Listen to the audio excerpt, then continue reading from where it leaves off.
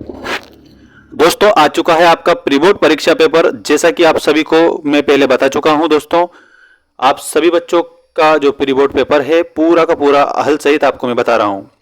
यहां पर संस्कृत विषय का ये पूरा पेपर आज आपको देखने को मिल रहा है आंसर सहित। जल्दी से जल्दी सभी बच्चे चैनल को सब्सक्राइब कर लीजिएगा, क्योंकि दोस्तों आप लोगों के लिए मैं जो अपडेट देता हूं ना वो 100% आपकी एग्जाम में इसमें से क्वेश्चन बनते हैं। ठीक है, आइए स्टार्ट करते हैं संस्कृत कक्षा 10वीं प्री बोर्ड परीक्षा पेपर एमपी बोर्ड। सभी बच्चे चैनल को सब्सक्राइब कर लेना और हमारा ऐप है जिसको डाउनलोड कर लेना। वहां पर आपको सारे के सारे पीडीएफ मिल जाएंगे 6 सब्जेक्ट के। देखिएगा, राज्य इत्यस्य पदे विभक्ति अस्ति। राज्य में विभक्ति आपसे पूछी है दोस्तों, जो कि राज्य में चतुर्थी विभक्ति होगी। ठीक है, आप सभी बच्चों को राजा की विभक्ति याद करके जाना है, माता की विभक्ति याद करके जाना है और पिता की विभक्ति, इसके अलावा बालक और राम की विभक्ति। ठीक है, ध्यान रखना, राज्य में चतुर्थी विभक्ति आपकी हो जाएगी। अगला है नद्या इत्यस्य पदे वचनमस्ति। नद्या में आपसे वचन पूछा है, तो नद्या में एक वचन होगा, आप सभी को याद रखना है। ये नदी की विभक्ति है दोस्तों, थोड़ा ध्यान रखिएगा। अगला है मम इत्यस्मिन् पदे का विभक्ति अस्ति। तो दोस्तों जो मम लिखा हुआ है इसमें आपकी विभक्ति हो जाएगी और वो होगी साथियों षष्ठी विभक्ति। ठीक है, ये जो षष्ठी लिखा है ना ये आपका आंसर सही हो जाएगा। अगला है ग्रहात। बहुत शानदार क्वेश्चन है आप लोगों का ये। ग्रहात इत्यस्मिन् पदे विभक्ति अस्ति। ग्रहात की जो विभक्ति है साथियों पंचमी विभक्ति हो जाएगी। और अगर इसमें कारक आपसे पूछते हैं तो पंचमी विभक्ति में आपका अपादान कारक होता है। ठीक है, ये बात थोड़ा ध्यान से समझना। अपादान कारक में पंचमी विभक्ति लगती है, तो ग्रहात हो और या फिर आप लोगों को जो विभक्ति से पूछते हैं जहां पर भी ता का उच्चारण आता है, ग्रहात ग्रहात, ठीक है, मानुषात, इस प्रकार में पंचमी विभक्ति होगी। अगला देखो, सदाचार एव परमो धर्मः अस्मिन् वाक्ये अव्ययम अस्ति। तो ये एव जो शब्द लिखा है ना ये आपका अव्यय शब्द है, क्योंकि इन्होंने आपसे अव्यय पूछा है, तो ऑप्शन नंबर 4 वाला आपका करेक्ट हो जाएगा। अगला देखो, मितम च सारम च वाचो ही वाग्मितः अत्र अव्ययम अस्ति। इसमें भी आपसे अव्यय शब्द पूछा है दोस्तों, जो कि आप सभी बच्चों को करना है। चा, ये जो चा लिखा हुआ है ये अव्यय शब्द है, तो आपका ऑप्शन नंबर 4 करेक्ट हो जाएगा। सभी बच्चों को एक मैं जानकारी दे देता हूं कि आप लोगों को पीडीएफ चाहिए, तो इसके लिए ऐप की लिंक डिस्क्रिप्शन में मैंने डाल दी है।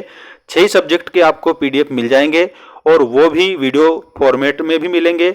एक बात याद रखना, वीडियो फॉर्मेट उसके जस्ट नीचे है। जैसे ही पीडीएफ डाउनलोड करोगे ना आप, उसके नीचे वीडियो भी दे रखा है मैंने, क्योंकि ऐप पर दोस्तों पूरा कोर्स बताता हूं मैं।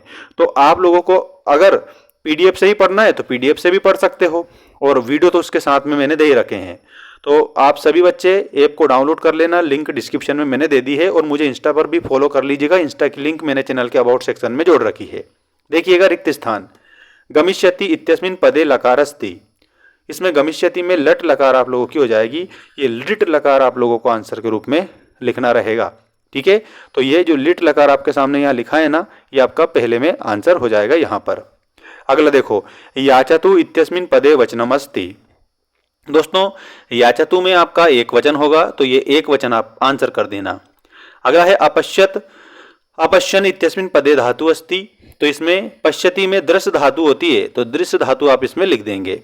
ठीक है, अगला देखो, गच्छ इत्यस्मिन् पदे पुरुषः अस्ति। तो जो गच्छ शब्द लिखा हुआ है इसमें पुरुष आपसे पूछा है, जो कि मध्यम पुरुष आपका हो जाएगा। ठीक है, तो सभी भैया बहनों को मध्यम लिखना रहेगा इसमें। अगला है प्राचार्य इत्यस्मिन् पदे उपसर्ग अस्ति। तो प्राचार्य में उपसर्ग है ना दोस्तों, ध्यान रखना, इसमें ये प्रा उपसर्ग है, बिना आ की मात्रा वाला लगाना, नहीं तो पता चले बहुत सारे बच्चे ये प्रा लिख के आ जाते हैं, जो कि गलत होता है। ये वाला सही है। अगला देखो, अधिकार इत्यस्मिन् पदे उपसर्ग अस्ति। तो दोस्तों उपसर्ग शब्दों के प्रारंभ में जुड़ते हैं। ठीक है, जैसा कि मैं आपसे पहले भी कह चुका हूं, उपसर्ग शब्दों के प्रारंभ में जुड़ते हैं, तो इसमें अधि जो लिखा हुआ है ये उपसर्ग है, तो यहां पर आपको अधि लिखना रहेगा खाली स्थान में सभी बच्चों को। ठीक है दोस्तों, चैनल को सब्सक्राइब कर लीजिएगा, क्योंकि ऐसी अपडेट मैं आप लोगों के लिए लाता रहता हूं जिससे आपको फायदा मिले। वैसे अगर आप हमारे ऐप से जुड़ते हैं तो आपको पता चल ही जाएगा कि कितनी बेस्ट चीजें मैं बताता हूं, और परीक्षा में वो 100% छपती भी है। शुद्ध वाक्य नाम समक्षम आम और अशुद्ध वाक्य नाम समक्षम ना इति लिखत। पहला क्वेश्चन देखिएगा, विसर्ग संदेह उदाहरणम मनोहरा इति भवति। तो भाई साहब मनः प्लस हरः बिल्कुल सही बात है, इसमें आप फर्स्ट वाले में आपको आम लिखना रहेगा, मतलब कि ये आपका करेक्ट है। अगला देखो, व्यंजन संधे उदाहरणम सदाचार इति अस्ति, तो सत प्लस आचार सदाचार, तो सत यानी कि व्यंजन है इसमें ता वाला, तो बहुत बढ़िया। इसमें सेकंड वाला जो है ना ये भी आपका सही हो जाएगा, इसका मतलब इसमें भी आपको आम लिखना रहेगा। ठीक है, फर्स्ट भी सही है, सेकंड भी सही है। अगला देखिएगा, दिगंबर इत्यस्य संधि विच्छेदः दिग प्लस बराह, ये असत्य है दोस्तों, तो इसमें आपको ना लिखना रहेगा। नेक्स्ट, राजपुरुषः इत्यस्य पदस्य उदाहरणम द्वंद्व समासे भवति, दोस्तों द्वंद्व समास का नहीं, राजपुरुष तो तत्पुरुष समास का उदाहरण है, इसका मतलब इसमें ना लिखेंगे। अगला देखिएगा, राम कृष्णौ इति उदाहरणम द्वंद्व समासस्य अस्ति, भाई साहब बिल्कुल सही बात है, राम और कृष्ण दो पद का प्रधान है इसमें, इसका मतलब आप आम इसमें लिखेंगे। दिगु समासस्य उदाहरणम पंचवटी इति अस्ति, दिगु समास का ही उदाहरण है क्योंकि पहला पद संख्यावाची है, इसका मतलब इसमें भी आप सभी बच्चों को आम लिखना रहेगा, ये आपका बिल्कुल करेक्ट है। सभी स्टूडेंट्स मेंस एजुकेशन ऐप को डाउनलोड कर लो, लिंक डिस्क्रिप्शन में डाल दी है, वहाँ पर सारे नोट्स, सारे वीडियोस, सब कुछ आपको मिल जाएगा। पेपर भी आपको वहाँ पर मिलेंगे जो कि आप लोगों के लिए हमने बनाए हैं, जिसमें से % आप बना सकते हो, मजे कर सकते हो। युगमेलनम कुरुत का आप पहले देख सकते हो, उक्तवान दिया गया है दोस्तों, उक्तवान में तवान तवती कतवतु प्रत्यय आपका इसमें हो जाएगा, तो option number 3 will be the correct answer.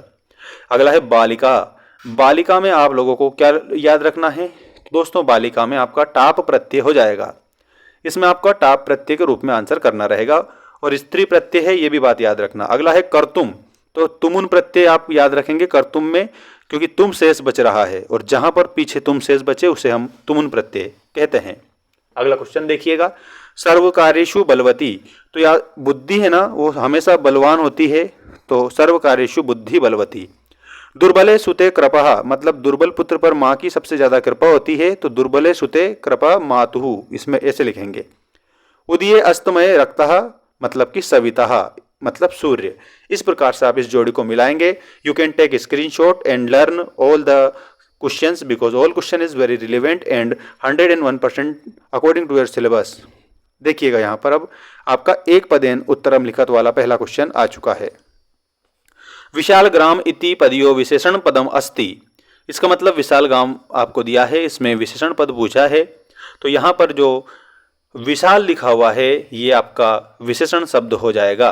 ठीक है, अगला देखो, सुंदर बालक इत्यनयो पदयो विशेष्य पदम अस्ति, तो इसमें विशेष्य पद है, मतलब बालक की विशेषता बताई जा रही है, तो बालक विशेष्य होगा, इसका आंसर बालक है, जो कि मैंने गोला लगा दिया है। अगला देखिए, आमरम इति पर्याय पदम अस्ति, आमरम का जो पर्याय है इसमें आप सभी बच्चों को रसालम लिखना रहेगा। ठीक है, और ये आपका आंसर मैंने नीचे लिख दिया है। नेक्स्ट क्वेश्चन है, मृगः इति शब्दस्य पर्याय अस्ति, मृग का जो पर्याय है वो हरिण आप लिखेंगे। ठीक है, हरिण आप सभी बच्चों का आंसर इसमें करेक्ट हो जाएगा।